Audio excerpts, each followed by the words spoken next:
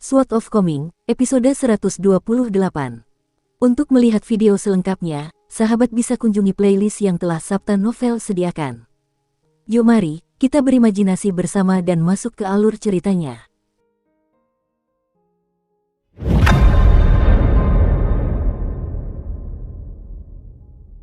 Tanpa gangguan jahat dari hantu perempuan, perjalanan Chen Pingan dan rekannya melalui pegunungan menjadi jauh lebih lancar daripada sebelumnya.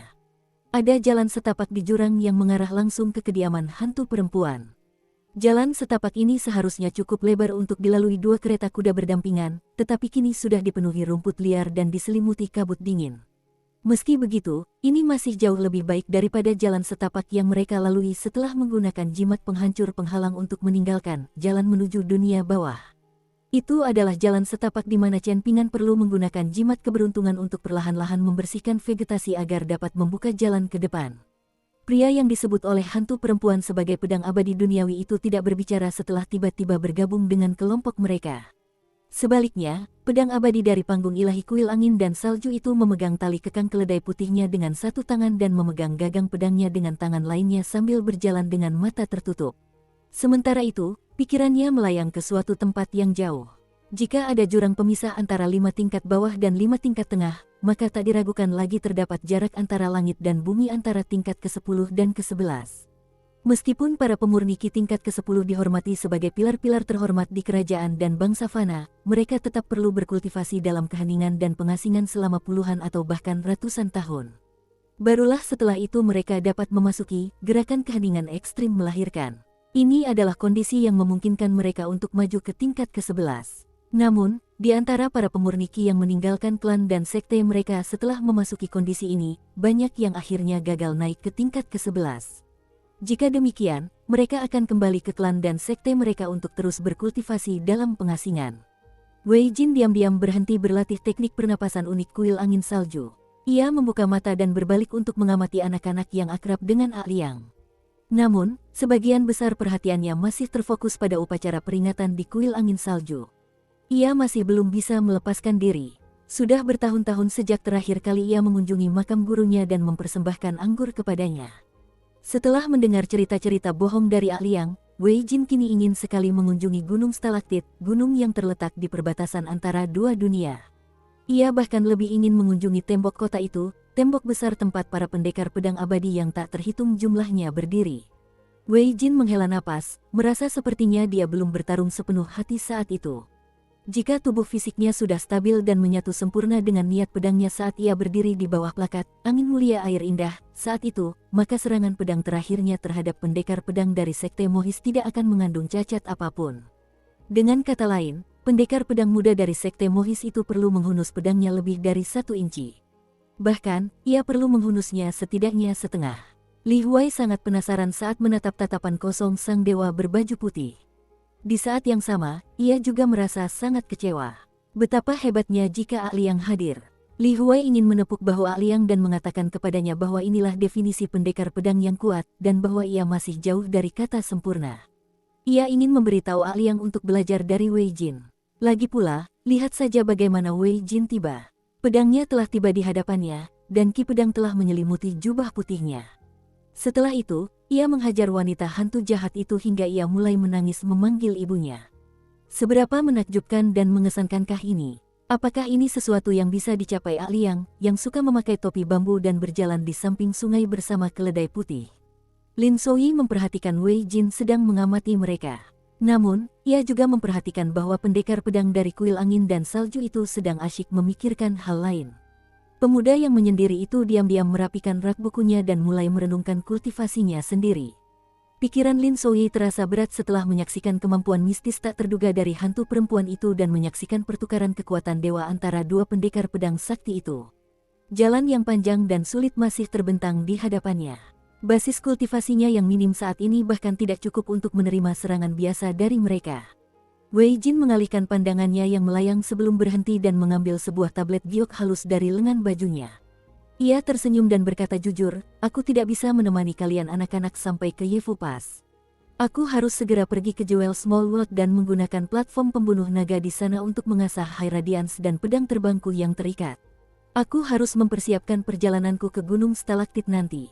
Liang memberitahuku bahwa tempat di balik gunung stalaktit sedang mengalami pertempuran sengit yang hanya terjadi sekali dalam 100 tahun. Ini adalah sesuatu yang tidak boleh kulewatkan. Ketika Wei Jin melihat tidak ada anak-anak yang maju untuk menerima tablet giok, ia dengan sabar menjelaskan, meskipun kalian anak-anak ditemani oleh Dewa Yin yang relatif kuat, aku tetap ingin memberikan tablet giok ini untuk membantu mencegah kejadian tak terduga seperti hari ini. Ini adalah tablet kedamaian dan keamanan, unik dari kuil angin salju dan gunung bela diri sejati. Jika kalian menemui masalah, kalian cukup mengaktifkan tablet giok dengan ki kalian dan menjelaskan situasi kalian kepadanya. Setelah kalian melepaskannya, tablet giok akan otomatis terbang ke sekte dan meminta bantuan. Melihat anak-anak masih menolak untuk maju dan menerima lempengan giok penting itu, Wei Jin tidak memarahi mereka karena dianggap bodoh dan naif. Sebaliknya, ia tersenyum dan berkata, jika kalian merasa lebih aman ditemani saya daripada membawa lempengan giok kecil ini, tentu saja saya tidak akan menolak permintaan kalian. Saya hanya sedang mendiskusikan pilihan-pilihan yang ada dengan kalian. Soal pilihan kalian, ini sepenuhnya terserah kalian. Dewa Pedang Senior, kau bisa pergi ke wilayah mata air naga untuk mencari panggung pembantai naga guna mengasah pedangmu. Kami akan menerima prasasti gioknya, kata Chen Pingan. Dewa Yin Senior selalu berencana untuk menemani kami ke terusan Yefu. Istana Kekaisaran Li Agung juga telah mengizinkan kami untuk pergi ke sana tanpa halangan apapun. Inilah mengapa ketiga kultivator itu muncul di hadapan hantu perempuan tadi. Meskipun mereka sedikit terlambat, ini tetap membuktikan bahwa mereka berniat menepati janji. Chen Pingan merenung sejenak sebelum berkata dengan sungguh-sungguh, saya yakin insiden besar seperti hari ini tidak akan terjadi lagi. Ia menerima tablet giok itu dan menyerahkannya kepada Lin Souyi, sambil berkata pelan, ingat untuk menyimpannya dengan aman. Selain itu, sebaiknya jangan disimpan di rak buku. Kalau tidak, akan sulit diambil dalam keadaan darurat jika disimpan terlalu jauh. Lin Souyi mengangguk dan menjawab, aku mengerti. Aku akan menyelipkannya di lengan bajuku di samping 2 jimat kertas yang tersisa.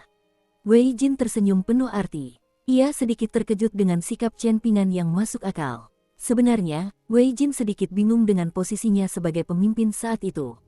Saat berdiri di jalan di depan kediaman hantu perempuan itu, Wei Jin sudah menyadari bahwa Lin Souyi adalah seseorang yang telah menginjakkan kaki di jembatan menuju keabadian. Titik-titik akupunturnya penuh vitalitas, dan tak hanya luar biasa, tetapi juga stabil. Ia memiliki bakat kultivasi yang langka. Terlebih lagi, pemuda itu juga orang yang angkuh dan sombong, jadi bagaimana mungkin ia mau mendengarkan orang lain. Namun, tampaknya ia tidak keberatan dengan Chen Pingan sebagai pemimpin mereka. Adapun anak bungsu dan paling nakal di antara mereka, tentu saja tak perlu mengomentari keberuntungannya karena Liang telah menugaskannya secara khusus untuk menjaga keledai putih itu. Karena itu, Wei Jin akan memberinya hadiah perpisahan apapun yang terjadi. Setelah menjelajahi begitu banyak negeri tanpa beban, Wei Jin tentu saja telah menemukan berbagai macam kesempatan yang ditakdirkan dan memperoleh berbagai macam harta karun langka. Ia telah memberikan sebagian besar hartanya kepada orang-orang yang ditakdirkan, jadi satu-satunya harta yang ia miliki saat ini tentu saja adalah yang paling berharga. Terlebih lagi, setelah mengamati Li Huai melalui hati pedangnya yang jernih, menyapu penghalang berkabut yang sengaja dibangun seseorang, Wei Jin menemukan bahwa bakat bawaan Li Huai sebenarnya bahkan lebih baik daripada Lin Souyi. Ia adalah batu giok terbaik yang diimpikan oleh para tetua militer. Muncul diselimuti kabut putih di mata Wei Jin, sang pedang abadi. Gadis kecil berjaket merah menyala itu bertanya, jika tablet ini menghadapi situasi seperti hari ini, akankah ia benar-benar mampu terbang tanpa terhentikan? Akankah ia mampu terbang keluar dari jalan menuju dunia bawah dan penghalang langit malam yang kau hancurkan dengan pedang terbangmu tadi? Wei Jin tertawa terbahak-bahak dan menjelaskan, tenang saja, bahkan penghalang bijak milik kultivator tingkat 10 pun tak akan mampu menjebaknya. Prasasti giok ini sangat cepat, jauh lebih cepat daripada terbang di atas pedang terbang. Saat prasasti giok ini menuju kuil angin salju, para murid sekte yang menjelajahi dunia akan memanggilnya ke hadapan mereka menggunakan teknik rahasia begitu mereka mendeteksi keberadaannya. Para murid ini seringkali bersedia menawarkan bantuan. Dengan demikian, sebagian besar bahaya teratasi tanpa memerlukan bala bantuan dari sekte. Li Baoping mengangguk dan berkata, saya mengerti. Prasasti giok itu sendiri semacam paspor dan lambang. Jika bahkan Dewa Yin Senior pun tidak bisa mengalahkan mereka, maka orang-orang ini pasti memiliki latar belakang yang kuat. Dengan pengalaman dan usia mereka, mereka akan langsung mengenali prasasti perdamaian dan keselamatan kuil angin salju. Karena itu, mereka pasti akan merasa khawatir terhadap Dewa Pedang Senior dan sekte Anda. Jadi, meskipun prasasti giok itu tidak dapat mencapai kuil angin salju, keberadaannya saja sudah merupakan semacam pencegahan. Menunjukkan prasasti giok ini sama saja dengan memperingatkan orang lain agar tidak memprovokasi kuil angin salju. Wei Jin tertegun mendengar ini, takjub dengan kecerdasan dan pemahaman gadis kecil itu. Ia langsung memiliki kesan yang baik tentang Li Baoping yang sedang memasang ekspresi serius. Karena itu, ia pun merasa Li Baoping ramah dan menggemaskan. Akhirnya, Wei Jin tanpa sadar melirik anak laki-laki bersandal jerami itu lagi. Mungkinkah dia menjadi pemimpin hanya karena dia yang tertua? Wei Jin mengalihkan pandangannya dan menatap Li Huai, bocah lelaki yang selama ini membantunya menjaga keledai putih. Setelah merenung sejenak, ia menjentikkan pergelangan tangannya dan memanggil sederet patung tanah liat kecil ke telapak tangannya. Patung-patung itu hanya setinggi setengah jari, dengan satu patung seorang pendekar pedang dengan pedang di pinggangnya, satu patung seorang Taois yang memegang pengusir lalat, satu patung seorang prajurit berbaju zirah, satu patung seorang wanita penunggang burung bangau, dan satu patung seorang penjaga yang sedang memukul gong. Total ada 5 patung tanah liat. Dukung terus channel YouTube Sabta Novel. 5 patung tanah liat ini dapat dianggap sebagai benda setengah mati yang menggabungkan pengetahuan mendalam tentang boneka dari kaum naturalis dan mohis dengan pengetahuan luas tentang jimat dari kaum Taois, jelas Wei Jin sambil menyerahkan patung-patung tanah liat tersebut kepada Li Huai. Saya tidak mengerti seluk-beluk di baliknya, dan saya hanya tahu bahwa mereka mungkin akan hidup suatu hari nanti jika Anda merawatnya dengan baik dan membiasakan mereka dengan aura Anda. Setelahnya, Anda perlu terus-menerus memberi mereka esensi 5 elemen, roh api, esensi air, dan sebagainya. Karena ukurannya yang kecil dan titik akupuntur, meridian, dan sebagainya yang kecil, mereka hanya dapat mencapai basis kultivasi maksimum yang setara dengan pemurni Qi tingkat 7 atau 8. Ketika dia mengatakan ini, Wei Jin menyadari bahwa dia mungkin terlalu banyak bicara. Dia berhenti berbicara, dan hanya menatap Li Huai sambil tersenyum. Anak laki-laki itu tak lupa menoleh ke arah Chen Pingan. Chen Pingan buru-buru mengangguk, lalu Li Huai mengambil kelima patung tanah liat itu, berpikir bahwa jika boneka lukis itu dihitung di rak bukunya, ia akan punya 6 antek kecil. Wei Jin melompat ke atas keledai putih dan berkata, "Kalau begitu selamat tinggal. Semoga perjalanan kalian semua aman dan lancar." Meskipun Wei Jin murah hati dan sopan, ia bukanlah seseorang yang dengan senang hati memberikan harta dan kekayaan. Perjalanan kultivasinya panjang, jadi siapa yang tahu apakah pertemuan singkat mereka dengan orang lain merupakan takdir positif atau takdir buruk. Dengan takdir karma Wei Jin yang kuat, dan dengan kehendak langit yang tak kasat mata dan tak terdeteksi, siapa yang tahu apa yang akan terjadi jika seseorang menerima hadiah Wei Jin di waktu yang tidak tepat dan tanpa takdir karma yang diperlukan. Jika mereka tidak ditakdirkan untuk menerima keberuntungan seperti itu, mungkinkah hadiah-hadiah ini justru akan membawa malapetaka dan membawa mereka pada kematian dini? Mengapa para dewa begitu ketat saat merekrut murid? Bahkan, beberapa ujian bahkan berlangsung puluhan tahun. Karena anak-anak ini pernah bepergian bersama ahli yang sebelumnya, Wei Jin yakin bahwa mereka pasti bukan anak-anak biasa. Adapun siapa yang paling dipedulikan, dihormati, dan diberi harapan tertinggi oleh ahli yang mungkin Li Huai, bocah lelaki dengan latar belakang yang kuat dan diberkahi kekayaan, atau mungkin gadis kecil yang sangat disayangi berjaket merah. Atau mungkin juga Lin Soyi, bocah lelaki yang tetap setia pada hati daunnya. Salah satu dari kedua pilihan ini mungkin saja. Atau mungkin Ali yang hanya menyebarkan cinta di antara ketiga anak itu. Namun, hal terpenting bagi Wei Jin saat ini adalah pergi ke Gunung Stalaktit. Jika tidak, ia akan kehilangan kesempatan untuk menyaksikan pertempuran agung dan agung itu. Jika tidak, ia pasti ingin sekali menemani anak-anak ini ke Yefu Pass. Sebagai seorang pendekar pedang yang berambisi mencapai puncak ilmu pedang, bagaimana mungkin dia menyia-nyiakan kesempatan sekali dalam 100 tahun ini? Chen Pingan secara naluriah menangkupkan tinjunya sebagai tanda hormat. Namun, ia terbiasa meletakkan tangan kirinya di atas tangan kanannya karena pengalaman pertamanya di kapal yang berlayar menyusuri sungai bunga bordir. Namun, sekarang, Wei Jin dan pendekar pedang muda lainnya tampak menangkupkan tinju mereka dengan tangan kanan di atas tangan kiri. Hal ini membuat Chen Pingan merasa sedikit canggung.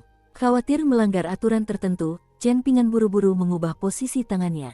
Wei Jin memperhatikan detail kecil ini, dan setelah melihat ekspresi malu anak laki-laki itu, ia tak kuasa menahan tawa. Sambil membungkuk untuk menepuk punggung teman lamanya, ia berkata, "Ayo pergi." Keledai putih itu berlari kecil dengan gembira.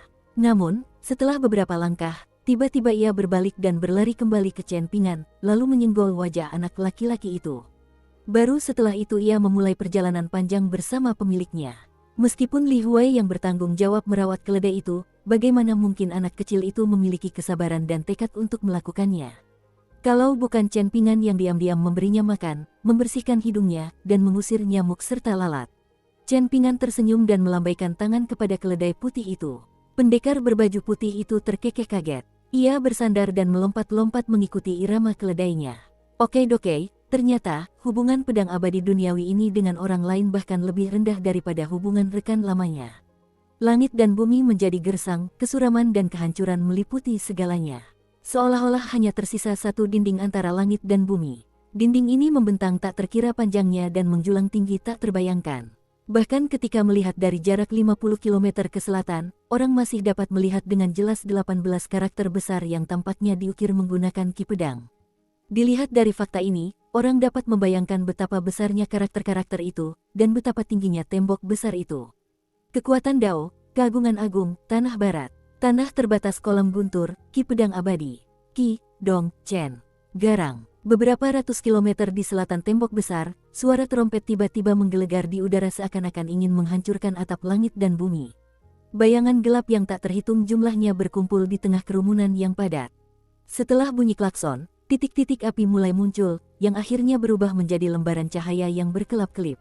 Jika seseorang memandang dari ketinggian jauh di utara, yang akan mereka saksikan hanyalah lautan api yang menyilaukan. Berdiri di atas tembok kota, sebuah suara tua terdengar dengan bermartabat dan kuat, pedang, terbanglah. Di atas tembok besar yang membentang puluhan ribu kilometer dan telah berdiri di sini selama 1 milenium. Pada saat itu, ratusan ribu pedang terbang serentak di atas tembok kota dan melesat ke arah selatan, membawa jejak ki pedang yang cemerlang. Rasanya seperti air banjir menghantam tanggul. Apa yang dapat menggambarkan pemandangan dunia yang menakjubkan lebih baik dari ini?